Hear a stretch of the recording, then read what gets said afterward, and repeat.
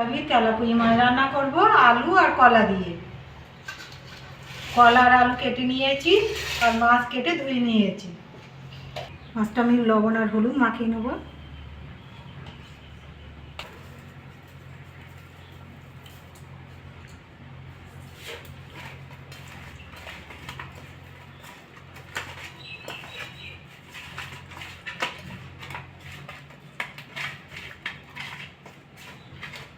এটা মাখা হয়ে গেছে, আমি এবার গ্যাসটা জ্বেলে নেব।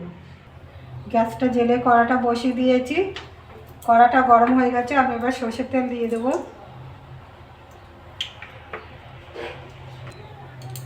তেলটা গরম হয়ে গেছে, মাছগুলো ভেজে নেব।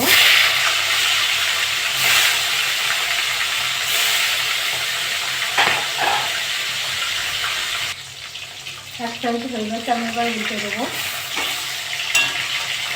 উল্টে পাল্টে ভালো করে ভেজে নেব।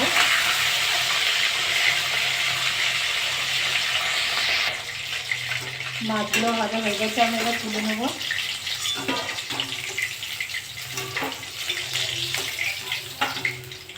সব মাছগুলো তুলে নিয়েছি,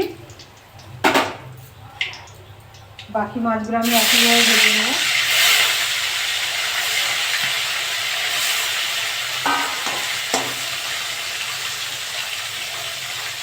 সব মাছগুলো ভাজা হয়ে গেছে, এবার তুলে নেব।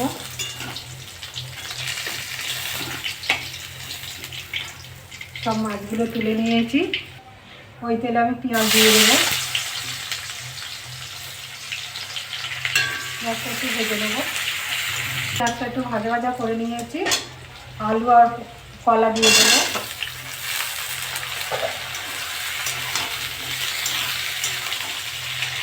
একটু ভেজে নেবো। আলু কলাগুলো একটু ভেজে নিয়েছি। আদা রসুন বাটা 1 চামচ দিয়ে দেবো। হলুদ দিয়ে দেবো, লঙ্কা গুঁড়ো দিয়ে দেবো, জিরে গুঁড়ো দিয়ে দেবো, স্বাদ মতো লবণ, ধনে গুঁড়ো দিয়ে দেবো। একটা টমেটো কেটে রেখেছি, সেটা দিয়ে দেবো। ভালো করে কষে নেবো।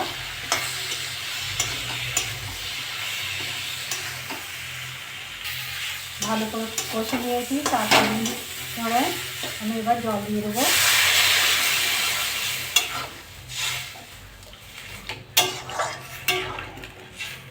ঝোলটা আপনারা যেরকম খাবেন সেরকম হিসেবে জলটা দেবেন। 10 মিনিট আমি ঢাকা দিয়ে রাখবো। 10 মিনিট আমার হয়ে গেছে, আলু কলা সব সিদ্ধ হয়ে গেছে। এবার আমি মাছগুলো দিয়ে দেবো।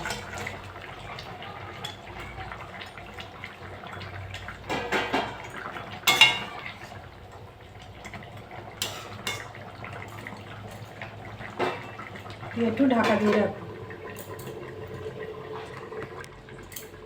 3-4 মিনিট আমার হয়ে গেছে, তরকারিটা আমার হয়ে গেছে, আমি এবার নামিয়ে নেব।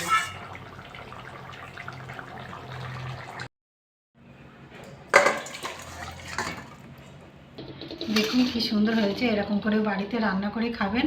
খেয়ে ভালো লাগলে আমার চ্যানেলটাকে লাইক করবেন, শেয়ার করবেন, কমেন্ট করবেন, সাবস্ক্রাইব করবেন। ধন্যবাদ।